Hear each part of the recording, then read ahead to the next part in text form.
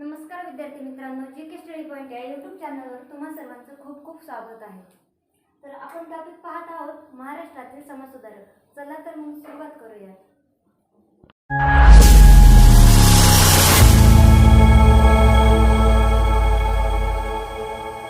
याचे समाजसुधारक आहेत बाबा पद्मनजी मुळे.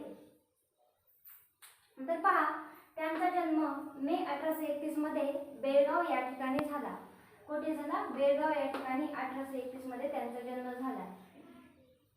त्यांनी बेळगाव या ठिकाणी ख्रिस्ती मिशनऱ्यांच्या शाळेमध्ये शिक्षण घेतले होते. पुढे चालून त्यांनी ख्रिस्ती धर्माचा स्वीकार केलेला आपल्याला दिसून येतो.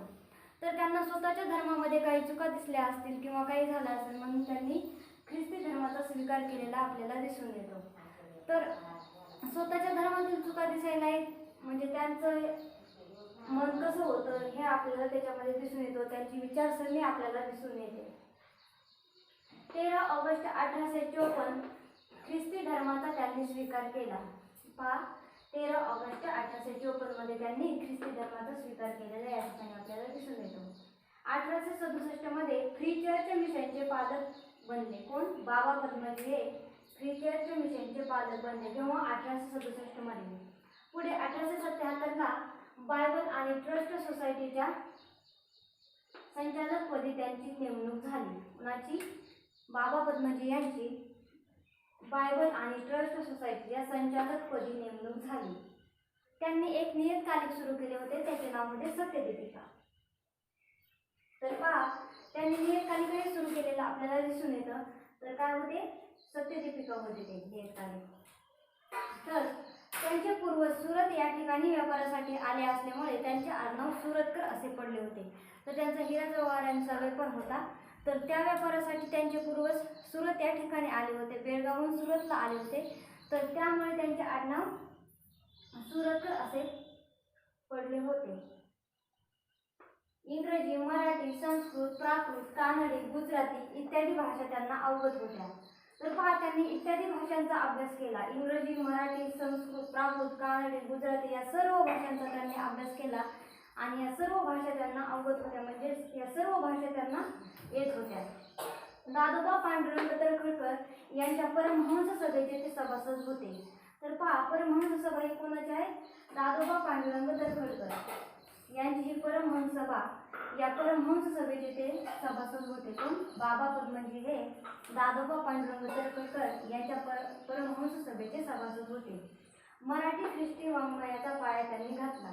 तर पहा, त्यांनी ख्रिस्ती धर्माचा स्वीकार केल्यामुळे ख्रिस्ती वाङ्मयाचा पाया घातलेला देखील आपल्याला दिसून येतो. मराठीतील पहिली कादंबरी यमुना पर्यटन त्यांनी लिहिली. तर पहा, मराठीतील पहिली कादंबरी कोणती? यमुना पर्यटन. तर पहा, यमुना पर्यटन या कादंबरीमध्ये त्यांनी विधवा स्त्रियांच्या दुःखाला वाचा फोडले दिसून येते किंवा विधवा स्त्रियांची विटंबना, म्हणजे विधवा स्त्रियांचे त्या काळी कसे हाल होते किंवा स्त्रियांची परिस्थिती, या सर्व स्त्रियांच्या परिस्थितीवर त्यांनी या यमुना पर्यटनमध्ये लिखाण केलेले आहे. तर त्यांचे एक आत्मचरित्र होते अरुणोदय. कोणते? अरुणोदय हे आत्मचरित्र होते त्यांचे. तर याच्यामध्ये या अरुणोदयमध्ये त्यांनी ख्रिस्ती धर्म का स्वीकारला, कशामुळे स्वीकारला किंवा ख्रिस्ती धर्म स्वीकारण्याचं कारण काय, या सर्व गोष्टींची त्यांनी याच्यामध्ये नोंद केलेली आहे या अरुणोदयमध्ये. या अरुणोदय काय आहे? आत्मचरित्र. कोणाचे? बाबा पद्मनजी यांचे. ब्राह्मणांचे कसब या ग्रंथाची प्रस्तावना त्यांनी लिहिली. तर ब्राह्मणांचे कसब आपण पाहिलेलंच आहे. ब्राह्मणांचे कसब हा ग्रंथ कोणाचा आहे? तर ब्राह्मणांचे कसब हा ग्रंथ महात्मा फुले यांचा आहे. फुले. तर बाबा पद्मनजी यांनी या ब्राह्मणांचे कसब या ग्रंथाला प्रस्तावना देण्याचे कार्य केले. इंग्लिश, मराठी तसेच संस्कृत मराठी शब्दकोश त्यांनी लिहिला. कोणी? बाबा पद्मनजी यांनी इंग्लिश, मराठी तसेच संस्कृत मराठी शब्दकोश लिहिला. तर पहा, महत्त्वाचं म्हणजे त्यांचं आत्मचरित्र, त्यांची यमुना पर्यटन कादंबरी आणि त्यांनी ख्रिस्ती धर्म स्वीकारला, हे महत्त्वाच्या बाबी आहेत. तर धन्यवाद विद्यार्थी मित्रांनो. पुढच्या लेक्चरमध्ये आपण नवीन समाजसुधारक घेऊन येऊया.